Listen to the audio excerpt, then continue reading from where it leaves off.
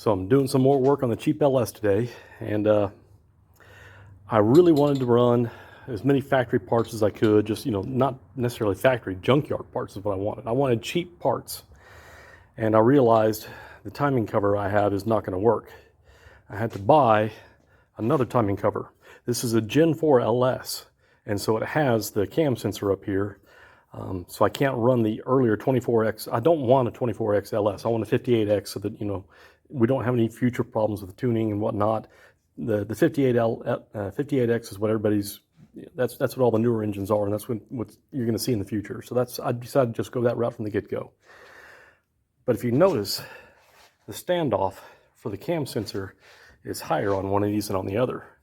And so I had to buy, this is the GM factory, Rock Auto had it on sale fairly cheap, but I had to buy that timing cover because I'm getting rid of the variable valve timing. Now the variable valve timing on the camshaft, you've got it goes in the end here, blah, blah, blah, sticks out further. The cam gear's different, everything. That's one thing I did want to replace is the timing chain. There are certain things in an engine, when I build an engine, I want to replace, and the timing chain is one of those I want to replace. The camshaft I wanted to reuse, but I can't because the active fuel management camshaft is different from the other camshafts. So I found a GM factory cam for $110 on Rock Auto, and that's what I bought. That's dirt cheap. So because I'm replacing this VVT AFM cam with a non-VVT AFM cam, I got to buy the timing cover. That stinks. So I'm spending money there that I don't want to spend. But I am going to show you a cheap fix that I got.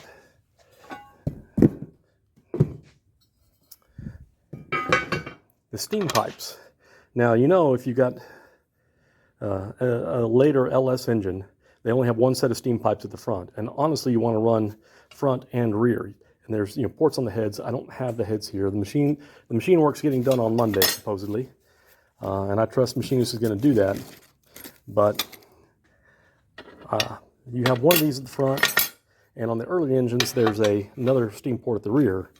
And the thing is, there's all kinds of people trying to sell you $150 kits to plumb your steam pipes. I got the steam pipe at Rock Auto. I think I paid, or not Rock Auto. I got the steam pipe at Pull Apart, and I think I paid $2 for it.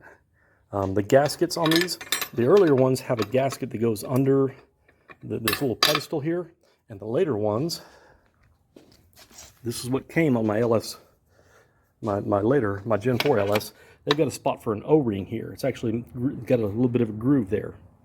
If you buy this kit here, ES73027, that has a full set of O-rings and the seals for 2 steam pipes on your engine. That's 4 O-rings, 4 gaskets. So I can build 2 engines. If I get another one of these later steam pipes, I can use this.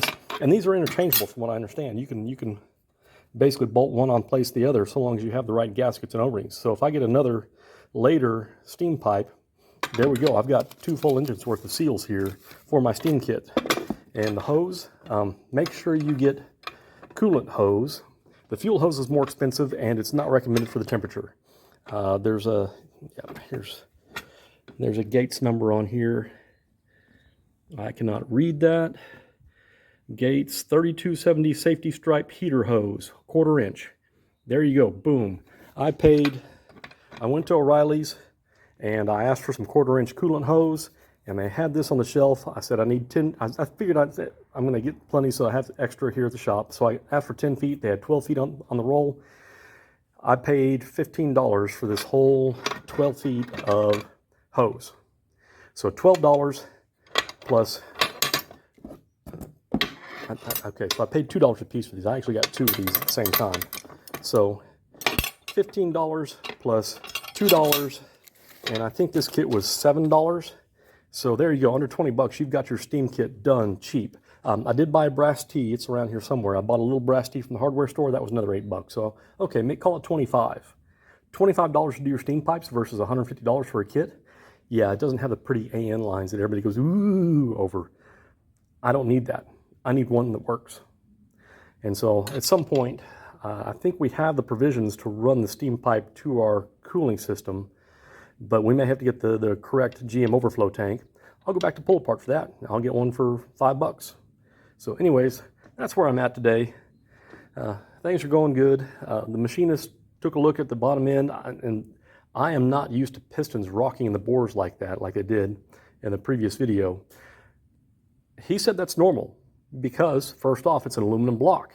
It heats and cools and shrinks and everything like aluminum, and I hadn't thought of that. So when the engine's warmed up, that bore is going to be tighter. Okay, that makes sense.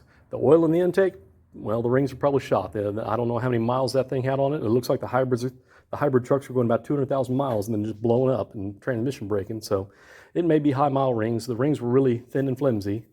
So I may be able to just buy a set of rings for those pistons and put the rest of the engine back together. And that's what I'm hoping. I would love that. And he said, if the bores are too big and we got to hone it a little bit, he said, I can knurl the pistons. Well, that's not something I've ever had done. I've always, I'm of mind that if I can put new pistons in it, let's bore it out and put bigger pistons. But, I'm not against knurling the pistons for a cheap fix. I mean, this engine, we want to race it, but knurled pistons are fine for what we're doing. So, more to come. We'll see how that goes. I should pick up the engine stuff next week and start assembly. Thanks for watching.